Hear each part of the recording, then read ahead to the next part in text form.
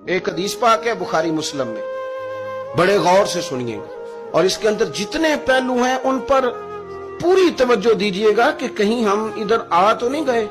رسول پاک صلی اللہ علیہ وسلم نا ہمارے لیے سب سے بڑے حکیم ہیں، سب سے زیادہ حکمت حضور نے ہمیں بتلائی ہے کہ اس رستے چلو گے تو بچو گے، اس رستے جاؤ گے تو ہلاک ہو جاؤ گے۔ نبی کریم علیہ السلام نے فرمایا، بخاری مسلم ہے، فرمایا 7 ہلاک کرنے والی چیزوں سے بچنا، اگر ان میں تم چلے گئے تو ہلاک ہو جاؤ گے۔ 7 چیزیں ہیں جو تمہیں ہلاک کر دیں گے، برباد ہو جاؤ گے، تباہ ہو جاؤ گے، ہلاکت کا سفر ہے یہ، 7 چیزوں سے بچو۔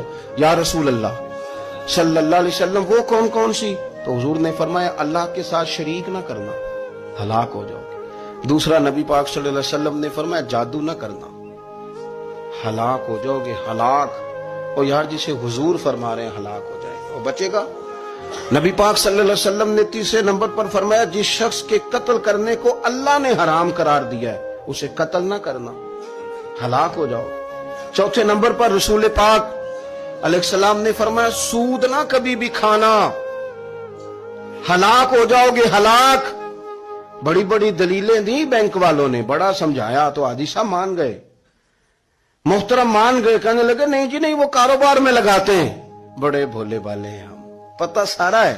اور دیکھو سب کاموں کے باوجود مستقل بینکوں میں پیسے اس اکاؤنٹ میں رکھے ہوئے ہیں جہاں سے مستقل سود آتا ہے۔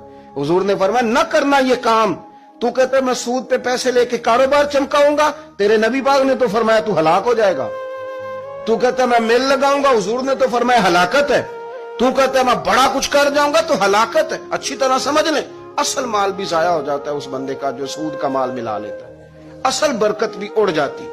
اور میرے نبی پاک صلی اللہ علیہ وسلم نے 5ویں نمبر پہ فرمایا یتیم کا مال نہ کھانا، ہلاک ہو جاؤ گے، نہ کھانا ان کا مال، یہ کروڑوں ہو، اربوں ہو یا 10 روپے ہو، یتیم کا پیسہ نہ کھا جانا، ہلاک ہو جاؤ گے، ہلاکت تمہیں آ لے گی۔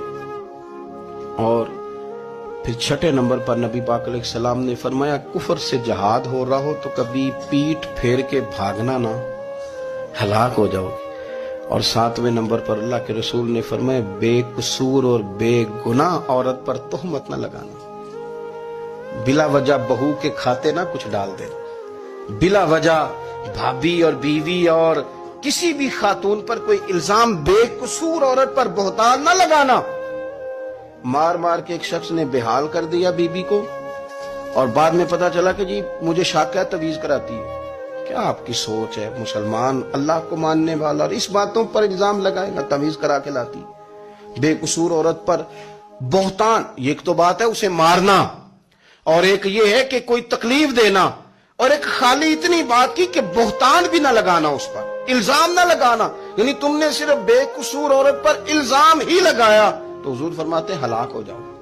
یہ ہلاکت والا کام ہے، لیکن ہم بغیر سوچے سمجھے کہہ دیتے ہیں اس نے کہا ہے، اس نے کیا ہے، یہ کرتی ہے، یہ کام نہیں کرے۔ یہ 7 وہ چیزیں ہیں جو ہلاک کر دیں گی۔